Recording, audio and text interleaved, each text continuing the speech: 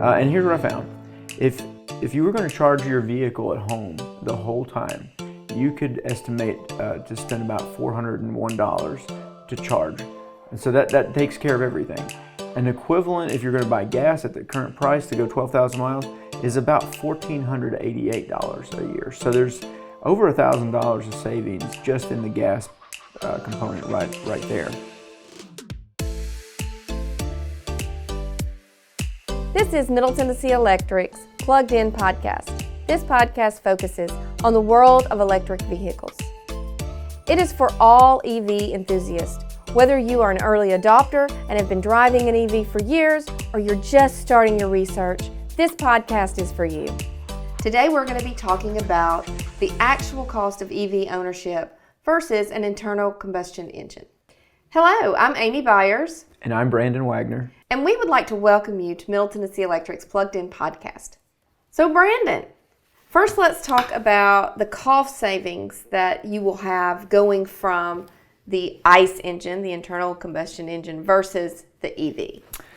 Well, there's the most obvious thing is the savings on gas. That's what everybody's kind of looking at first, and it's probably the most impactful savings component. So I started looking at, how much would it really cost to charge your vehicle in a year, and then that way you can have a kind of a comparison to see whether or not you're going to save money with buying gas. So there's a few variables, right? Because every car is different. So what I've done is I've kind of made a little analysis. So there's some assumptions.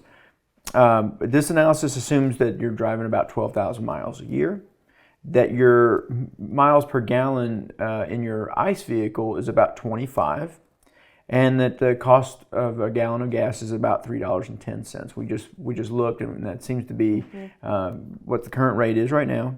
And I actually went back and looked at the average per kWh energy rate that Middle Tennessee Electric charged over the last 12 months, and that averaged out to 9.664 cents. So we're getting really specific.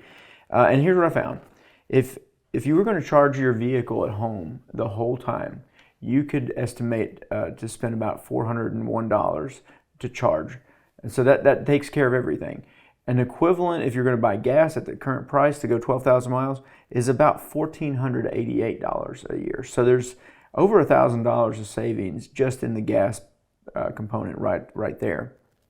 So I like to analyze it even a little bit more than just on a per year basis. So I went and looked at, your average per month. You're going to spend about $124 a month in gas, whereas you'll spend about $33 a month on your electric bill.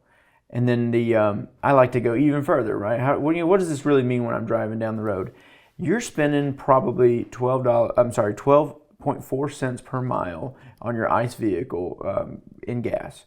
The equivalent per mile that you're spending on an electric vehicle, 3.3 cents. Now, if you want to get really cost savings driven, there's a lot of people that I know that find ways to charge at work for free, or there's some free level 2 charging around town, and some people will figure out how to do that.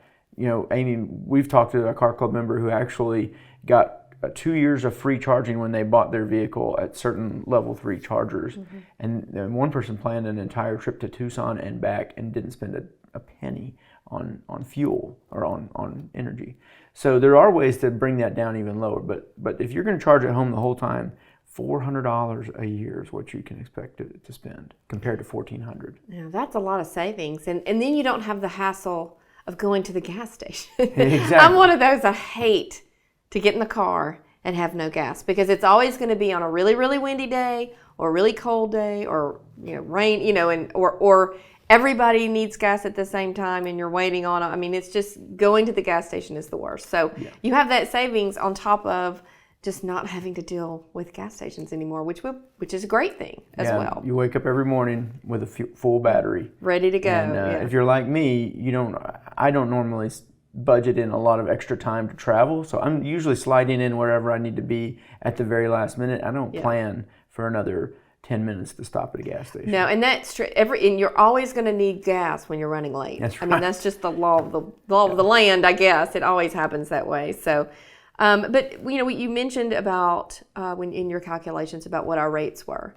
So, of course, Middle Tennessee Electric's rates are really very consistent. We don't have fluctuate. I mean, we haven't had a rate increase in several years, and so we're doing good on that aspect.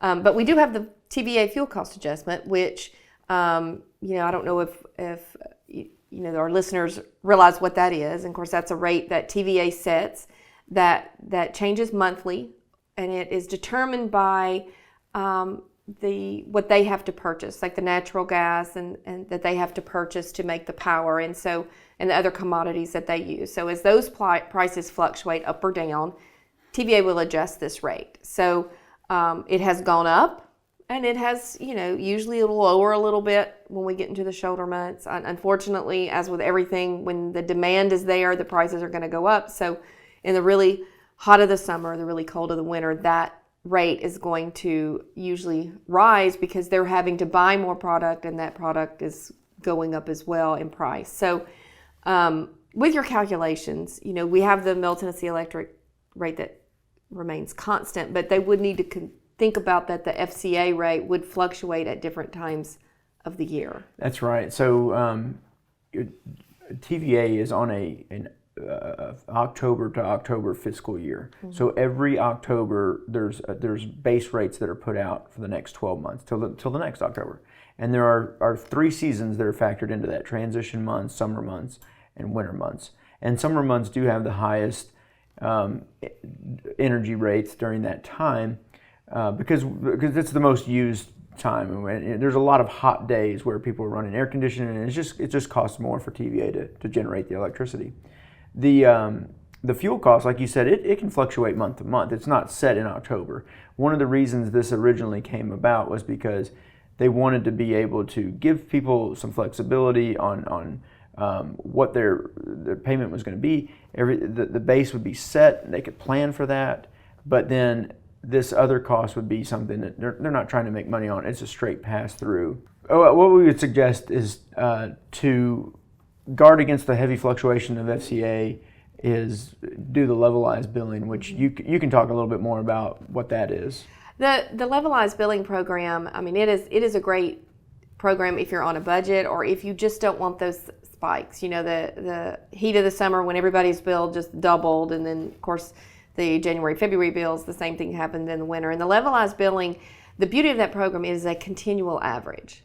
So your bill is going to fluctuate a few dollars every month, but not a significant amount to where you'll be like, this has gone up or this has gone down. It's just going to be a few dollars because it's that continual average. So you'll know what you have.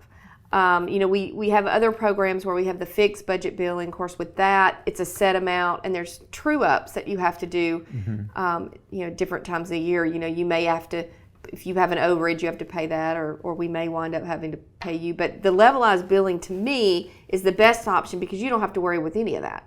And it's still basically the same amount, give or take a few dollars, and you can count on that. And it alleviates those moments where you go to the mailbox and you're like, you're kidding me, this is my electric bill. It alleviates that. And that's going to help with, when we're talking about the money spent on charging, is the FCA rate as the Middle Tennessee Electric rate, they are per kilowatt hour rates.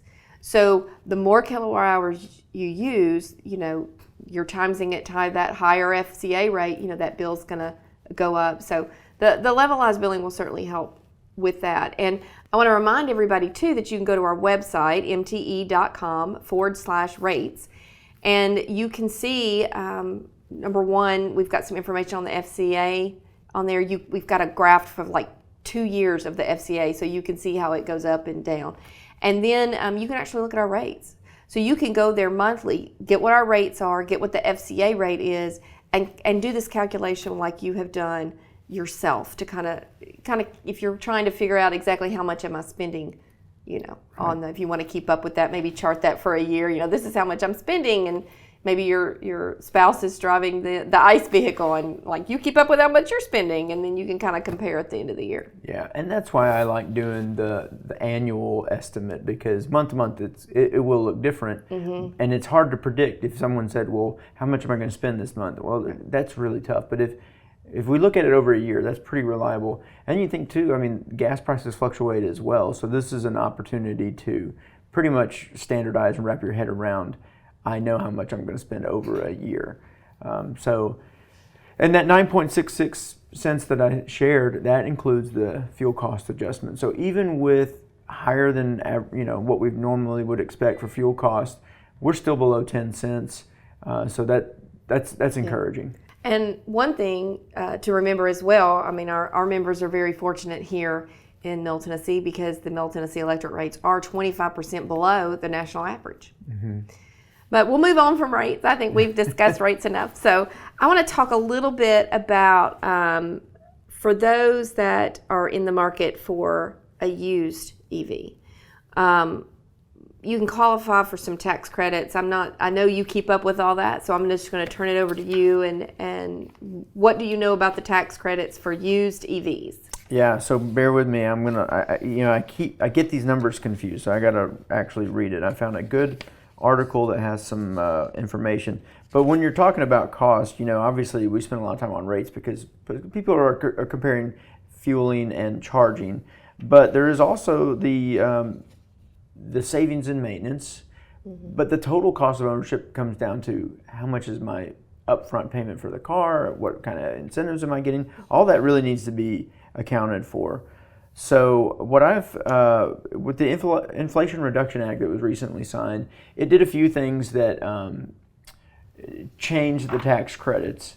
One of those was will actually kick in January of 2023, and that will be the first time that used electric vehicles will qualify for a tax credit. Now, hopefully we can have a podcast just on tax credits. We'll get a tax professional on here that can talk through it, because there are some income limits, and there's also some pricing on the car. So the car has to have a sticker price less than $25,000. The incentive can go up to 30% of that, as long as that's below $4,000. So it maxes out at $4,000 or 30% of what you pay for the car. But for the first time ever, if you're like me and I've never bought a new car ever, mm-hmm. That sounds pretty enticing to me, especially if I don't need. I think there's some anxiety on getting a car with a fresh battery pack, because I don't want to get one that will be halfway through its life. And we'll talk a little bit more about that with maintenance later. But if I can find one that has 150 or 200 mile range, and I can save some money, but with it being a used vehicle and then apply the tax credit, now the total cost of ownership, it comes down even more than just looking at fueling versus charging.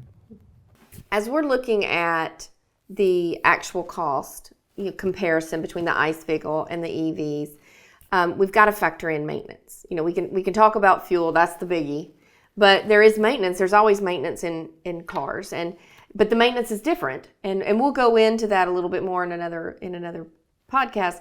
But for this one, we're talking about the cost.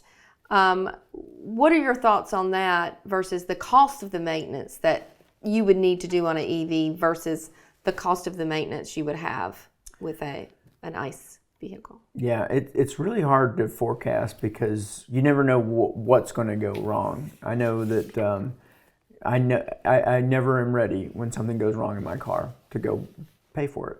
But the simple thing is that there's much less parts in an EV than there are in a ICE vehicle.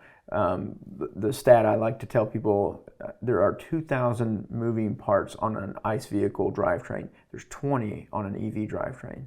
So then you think about, there's no fluids, there's no oil changes. I mean, oil change is probably the most obvious preventive maintenance. You do that probably 4 times a year. You don't have to do that with an EV.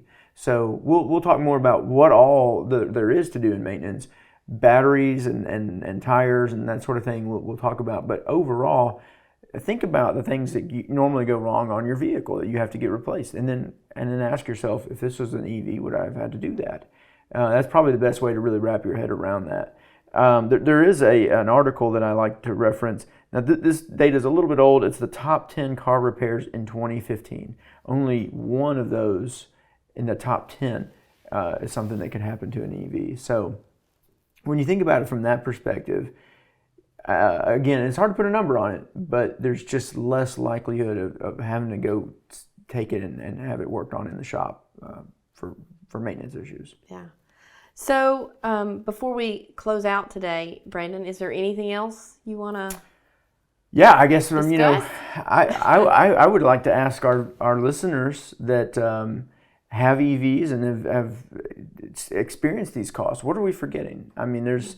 I guess we haven't really talked about the cost of putting in a level 2 charger and that sort of thing, but there's things I know that we have not experienced that some of our listeners and some of our Car Club members have, and I'd really like for them to share that. So if you're listening, if you could go on the Facebook page and just tell us what we're forgetting, and share that knowledge, share that experience with the rest of our members. I know they'd like that. That's right, and you can also email us at evcarclub@mte.com. So I want to thank everybody for listening today. Next time we're going to continue this discussion and we're going to really break down some of the maintenance issues you will have with an EV. For more information on MTE's Drive EV program or the EV Car Club, you can go to mte.com/drive EV. Until next time, plug in, power up, and drive safe.